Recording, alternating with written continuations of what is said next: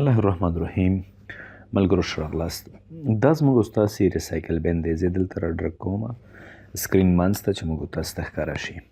کله چې موږ څومره فایلونه ډیلیټ کوو دا کوم ځای ته راځي؟ ریسایکل بین ته راځي. دا فایلونه اوس په عارضي ډول باندې ډیلیټ شوي دي. که چیرې زه کنټرول A مطلب دا ټول سلیکټ کړم، دلته هوم ته راشم او ډیلیټ، یعنې ریسایکل بین نه ما دا هم څنګه کړل؟ ختم وکړل. دې ته څه ویل کېږي؟ دې ته ویل کېږي دایمي ډیلیټ کېدل. یعنې ریسایکل بین نه هم موږ دا څنګه کړل؟ ختم وکړل. د دې قسم فایلونو لاسته راوړلو دپاره موږ تاسې ریکاوري سافټویر څخه څه کوو؟ ګټه اخلو. دلته موږ راځو یو بل فایل لرو ډیسکټاپ په نوم باندې. دا زه څنګه کوم؟ ښی کلیک کوم او بیا راځم ډیلیټ. ما ته وایي Are you sure you want to move this file to the recycle bin? آیا غواړې دا فایل ریسایکل بین ته ولېږې؟ موږ ورته وایو یس. مطلب دا دی چې عارضي ډیلیټ کېږي. ریسایکل بین ته ځي، ریسایکل بین نه موږ بیرته راوړلی شو. موږ ورته وایو یس ډیلیټ. کله چې موږ بیرته راشو ریسایکل بین ته، دلته تاسو وګورئ دا پروت دی. که ښی کلیک موږ په دې وکړو ریسټور، کوم ځای نه چې ډیلیټ شوی و هغې ساحې ته بیرته څنګه شو؟ راغی. ډیسکټاپ نه ډیلیټ شوی و بیرته ډیسکټاپ ته د فایل په خپله باندې راغی. دا عارضي ډیلیټ کولو، یعنې موږ خپل فایل ډیلیټ که، ریسایکل بین ته ولاړه، بیرته مو ریسایکل بین نه ریسټور که او ډیسکټاپ ته راغی. اوس راځو د ریسایکل بین پراپرټیز ته. که چیرې موږ په ریسایکل بین ښي کلیک وکړو، پراپرټیز ته راشو، دا د ریسایکل بین پراپرټیز ده. دلته مو یوې خبرې ته ډېر په دقیق ډول باندې فکر وي. موږ دلته راځو په یو ډرایو باندې کلیک کوو. فرض که سی ډرایو. سی ډرایو تاسو وګورئ، سی ډرایو مکمل سپیس چې اوس موجود دی اویا.4 جی بي دی.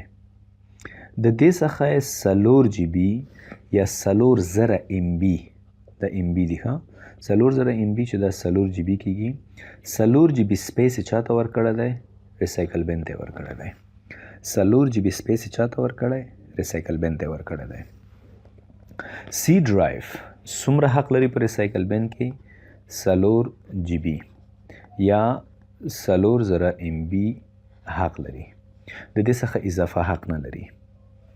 دا نور ډرایوونه که موږ وګورو، دا نور ډرایوونه به هم ځای ورکړی وي. تاسو وګورئ اف ډرایو 399 ام بي. څومره چې ډرایوونه غټ وي هغومره زیات ځای ورکول ضروري دی. آوټکم ای ډرایو 194 جی بي اویلیبل دی.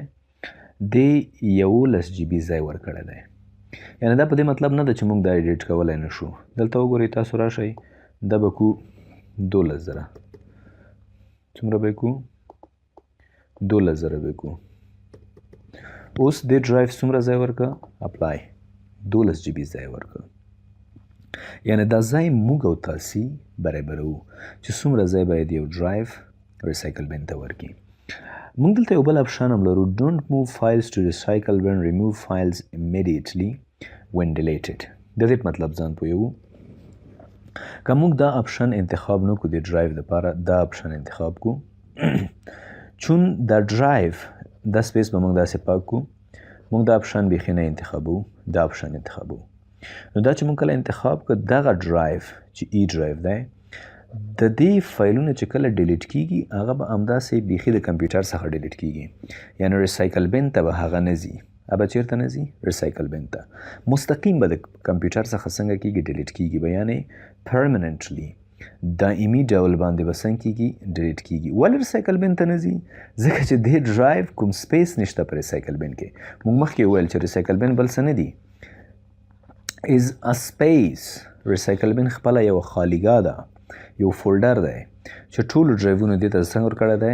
ځای ورکړی دی. او کله چې دوی یو څه ډیلیټ کوي هغه چیرته راځي؟ ریسایکل بین ته راځي. نو که موږ د هر ډرایو دپاره د دویم اپشن انتخاب کړو، هغه ډرایو حق نه لري چې په ریسایکل بین کې خپله ډیټا څنګه کړي؟ ور واچوي. ډسپلی ډیلیټ کنفرمیشن ډایلاګ باکس. ګوره موږ چې په یو ډرایو په یو ډیټا باندې ښي کلیک وکړو، او بیا ورته وي ډیلیټ. دې ته کنفرمیشن ډیالوګ باکس ویل کیږي چې موږ او تاسې نه پوښتنه کوي Are you sure you want to move this file to recycle bin؟ آیا غواړې دغه فایل ریسایکل بین ته کاپي کې نو موو کې یعنی کټه کې که موږ یس ووهو نو دا فایل به ریسایکل بین ته ولاړ شي. دا کنفرمیشن ډیالوګ باکس دی. که دا موږ نه غواړو اپلای، خو په ای ډرایو باندې ما دا څنګه که اپلای مې که ګوره زه دا که لرې کړمه اوس تاسو راشئ ښی کلیک وکړو او ډیلیټ. څه فکر کوئ موږ ته کنفرمیشن ډیالوګ باکس راکوي؟ نه. ولې نه راکوي؟ دا خو موږ په یو ډرایو نه دی عملي کړی. ګورئ دلته یو کوچنی خط دی، د دې خط نه لاندې چې کوم سیټنګ دی دا په ټولو ډرایوونو عملي کیږي. نو دا فایل چې موږ څنګه ډیلیټ کړ کنفرمیشن ډیالوګ باکس موږ ته نه راکوي ځکه دا سیټنګ چې دی چیک باکس دا په ټولو ډرایوونو باندې څنګه کیږي عملي کیږي. اوس که وګورو دلته ریسایکل بین کې زموږ دا فایل مستقیم ریسایکل بین ته راغلی دی. دلته تاسو وګورئ یو سیز باید په ذهن کې ونیسئ، انالایز کوئ اوریجنل لوکیشن. دا فایل د کوم ځای څخه راغلی؟ دا فایل د کوم ځای څخه دی؟ یعنی اوریجنل لوکیشن یې کوم ځای کې دی؟ سی ډرایو، یوزرز، کمپیوټر، ډیسکټاپ. او همدارنګه په کوم تاریخ باندې ډیلیټ شوی؟ سایز یې څومره دی؟ آیټم ټایپ جی پی جی او په کوم تاریخ موډیفای شوی دی. نو موږ که اوس دې باندې ښی کلیک وکړو او ریسټور ورته ووایو، ښی کلیک ریسټور، دا به پخپله بیرته د کوم ځای څخه چې ډیلیټ شوی وي هماغه ځای ته به په مستقیم ډول باندې څنګه کیږي ورځي. نو ملګرو دا اوس موږ او ستاسې د ایکسپلوریشن ګوره دا ما نوی ټریننګ شروع کړی دی وینډوز 10 ایکسپلوریشن، یعنی موږ وینډوز ځینې ټاپکس ایکسپلور کوو، ډیپ پکې ورننوځو، ګورو چې په دې عنوانونو کې څه دي، هغه په تشریحي ډول باندې څنګه کوو